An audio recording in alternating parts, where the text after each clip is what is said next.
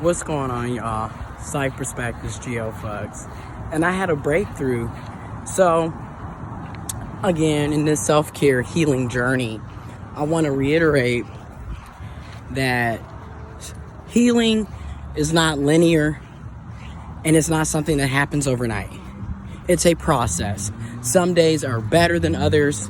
Some days you have setbacks and some days you have breakthroughs. But if you're doing the work and you're holding yourself accountable, and you also are allowing yourself to have grace and allowing yourself to learn from your mistakes, it can and it does happen. You do heal and you do move on, and you do tend to live a better, fulfilling, more self-aware, joyful life. But it's a conscious effort. You got to be willing to go through to get through, okay? So let's talk about the breakthrough. So I'm getting ready to move again. It's been a year since I left Flint. I'm getting ready to move back to the area, but I'm not actually going to be in the city limits of Flint. I'm actually going to be in the suburbs of the city of Flint. And that's because my job, my current job is based in the area. So I'm like, okay, I'm going to move back. So I don't have to be driving, because even though I'm only there twice a week, when you look at how much gas is, wear and tear on your vehicle, plus I still have to assist and help with my family here and there with boundaries. Though boundaries are a big piece of me now. I am not overextending and overindulging in that mess. But to make it easier for me, gonna move closer back to the area. So anyways, as I'm cleaning and packing and getting ready for the move, I came across some things that I kept, and I remember the pain and the sorrow and just the sadness, the negativity that came with these items. And one of the items was 2 meet and greet tickets to see Ella May in 2018 that I had purchased for the person that I was dealing with in 2018. And I remember how so sad and hurt I was about that whole situation. And then, like, fast forward now, therapy, counseling, healing, self-accountability. Now, when I was packing and I saw those tickets, I actually was able to laugh. Because you know how they always say, you know, we're going to look back at this and laugh one day. Well, I actually was able to look back and laugh. Because, and I always hear people, especially in the whole high value dating, you always hear people saying, well, if they can't spend money and people don't want to take people out to eat on trips, people don't want to spend money on folks, blah, blah, blah, blah, blah. And I get where people are coming from when they say that.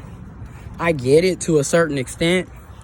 But I want to bring this perspective up as well, because this is a perspective that people keep failing to look at.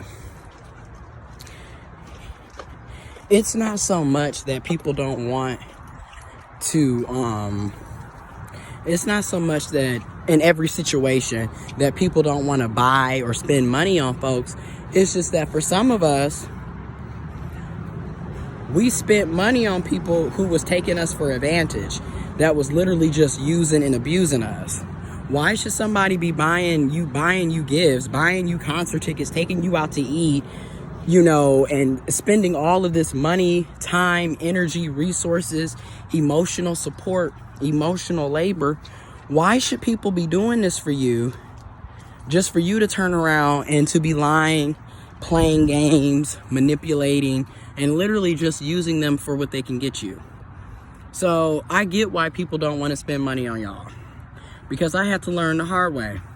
You sitting over here spending hundreds of dollars on meet and greet special tickets for somebody that don't even want you, that's playing mind games, don't even want to be seen in public with you, okay, leading you on, playing with your emotions, gaslighting you, and just treating you like shit, but you sitting over here spending money on them.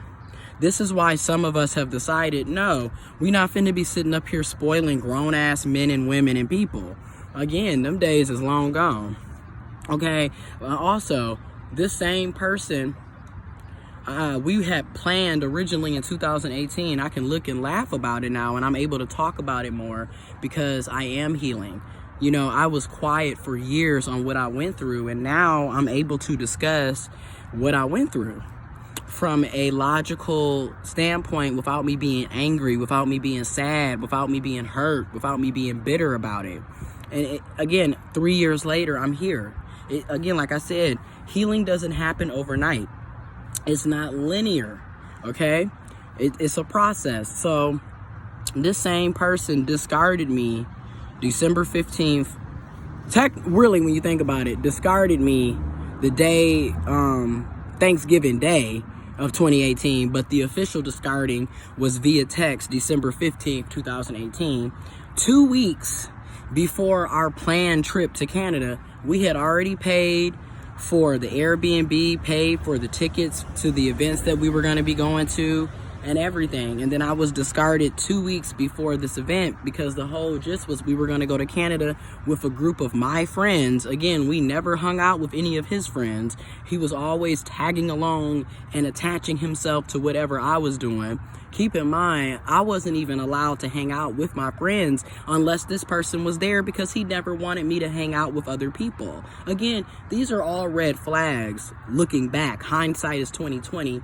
This is why I'm always telling people, if you're talking to somebody and they don't want you to have friends, they don't want you hanging out with other people outside of them, that is a large red flag. That person is possessive and abusive. Run for the hills. And that's how a lot of these narcissistic, emotionally unavailable, manipulative people are. And I'm just going to call it for what it is.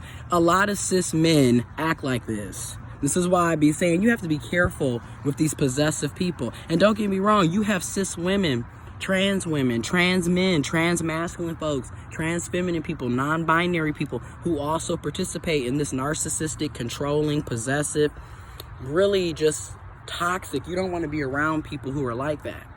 But it just seems like with cis men and masculinity, this toxic masculinity, they're very possessive and controlling. And this is why you have to spot the red flags early on so you can avoid going through the abuse. So this person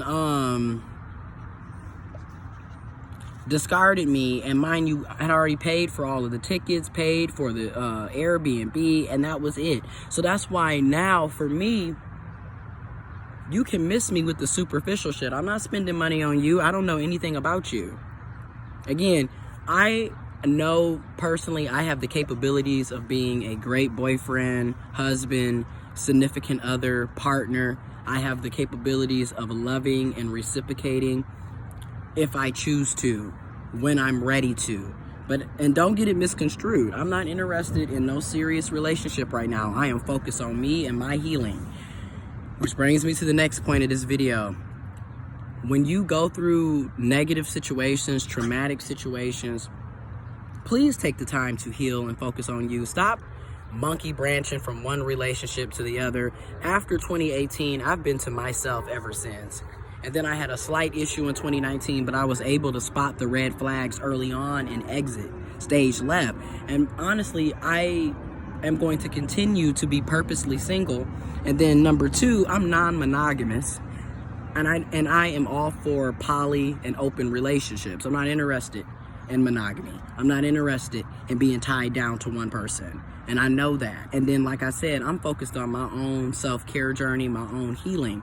And I feel like a lot of people, instead of taking the time to heal, they just bounce from one situation to the next, one relationship to the next. And they just keep bringing their baggage, their trauma, and they keep projecting that onto other people. And it just ends up being a cycle of abuse and toxicity.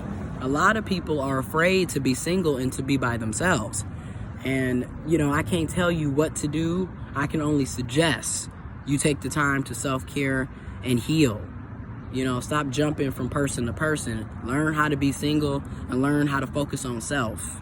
Anyways, information will be in the description box below. I just wanted to share some transparency and honesty with y'all because I'm not perfect, and I want y'all to also to see that I'm actively on this self-care journey. I'm actively healing, okay? So when I do these videos and I give suggestions and recommendations, and I try to share some advice, this is what I'm actually doing to heal myself. Anyways, y'all stay safe, And I do strongly recommend y'all get vaccinated and wear a mask when you are around other people, whether that's outside or indoors. Just be careful. Sending y'all love, peace, and positivity. I'm out.